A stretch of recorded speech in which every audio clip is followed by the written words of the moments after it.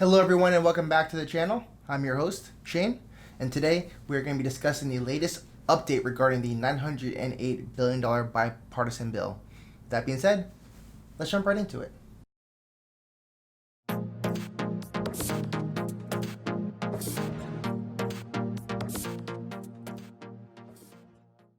Alright everyone, welcome back. We are going to discuss the bipartisan plan for the $908 billion proposal.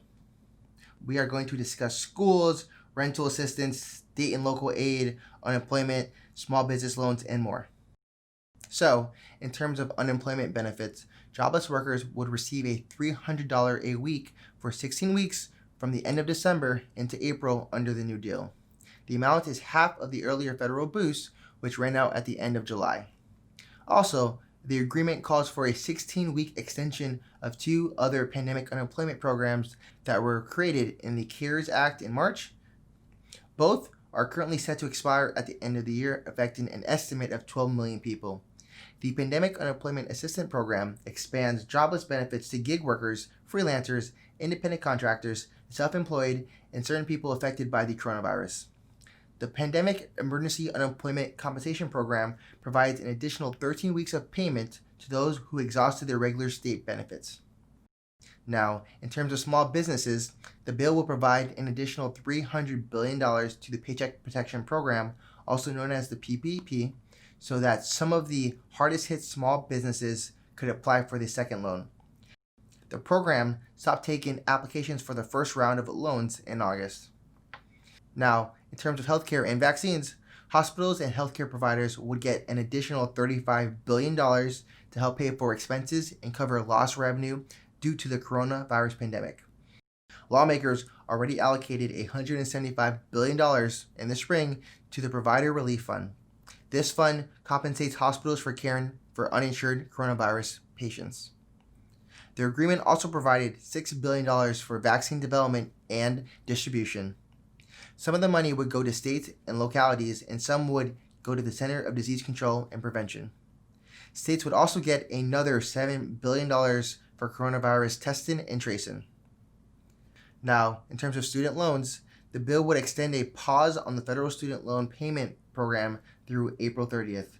Borrowers have not had to make payments since March, but the protection currently expires on January 31st. In terms of schools, the bill would provide $82 billion in aid for K-12 schools and colleges.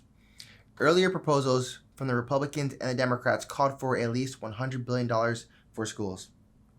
It also carves out $6.25 billion for broadband development and $3 billion to help schools provide hotspots and devices for students who may not have internet at home for virtual learning.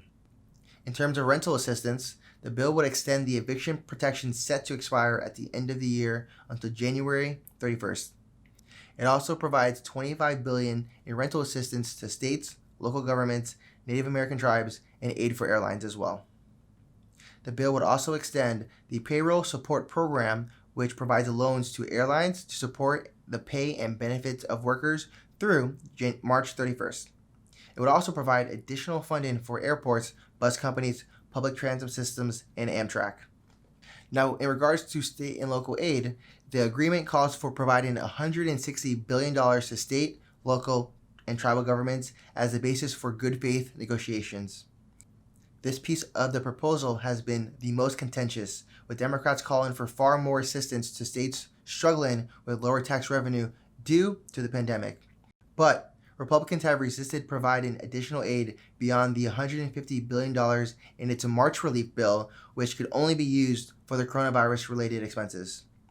GOP lawmakers have also said they do not want to bail out states that have mismanaged their finances. Overall, that is a good update regarding the 908 bill proposed by certain people in Congress. That is all I have for you today, guys. I do appreciate it. I'll see you guys tomorrow. Peace.